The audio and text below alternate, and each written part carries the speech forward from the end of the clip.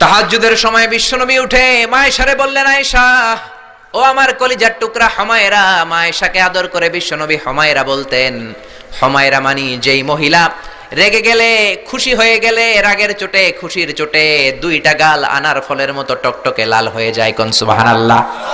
মায়েশা রেগে গেলে গালগুলো লাল হয়ে যেত, গাল দুইটা টকটকে লাল আকার ধারণ করতো। বিশ্বনবী তাকে হুমায়রা বলতেন, হুমায়রা মদিনাতে কেউ জেগে নাই, চলো না আমরা দৌড় দৌড় খেলি।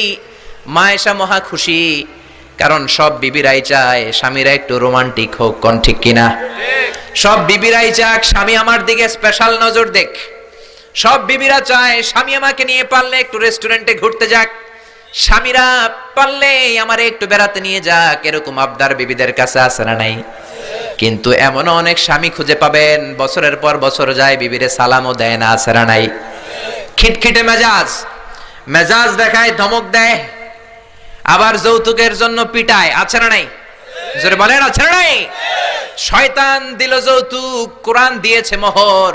আমরা এখন মোহর ছেড়ে দিয়ে যৌতুকের পেছনে হাঁটি। জোরে বলেন ঠিক কিনা? যৌতুকের চেয়ে জঘন্য অপরাধ সমাজে নাই। কুকুরের গোশত খাওয়া যত গুনাহ, যৌতুক তার চেয়েও বেশি গুনাহ। ঠিক কিনা? কুকুরের গোশত খেলে একটা গুনাহ হয়, হারাম খাওয়ার গুনাহ হয়, কিন্তু যৌতুক খেলে দুইটা গুনাহ হয়। এক হলো হারাম খাওয়ার গুনাহ, দুই হচ্ছে শ্বশুর বাড়ির উপরে জুলুম করার গুনাহ। জোরে বলেন ঠিক কিনা? মায়েশা বললেন, ইয়া রাসূলুল্লাহ আমি দৌড়াদৌড়িতে রাজি।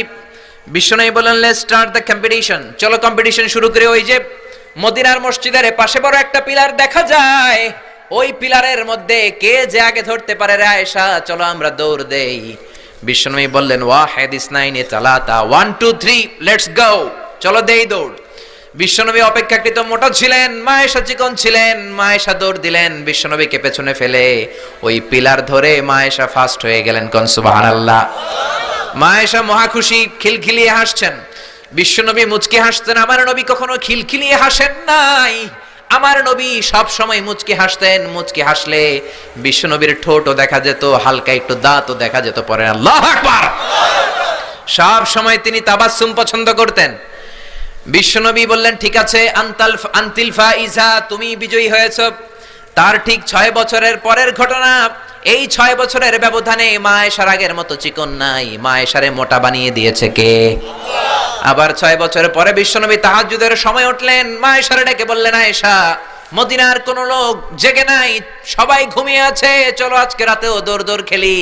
মায়েশা বললেন, আমি রাজি, চলেন শুরু করে দেই। বিশ্বনবী আবার ওই জায়গায় যেয়ে দাঁড়ালেন, বললেন, ওই যে মসজিদে নববীর পিলার দেখা যায়, কে কার আগে পিলার ধরতে পারে?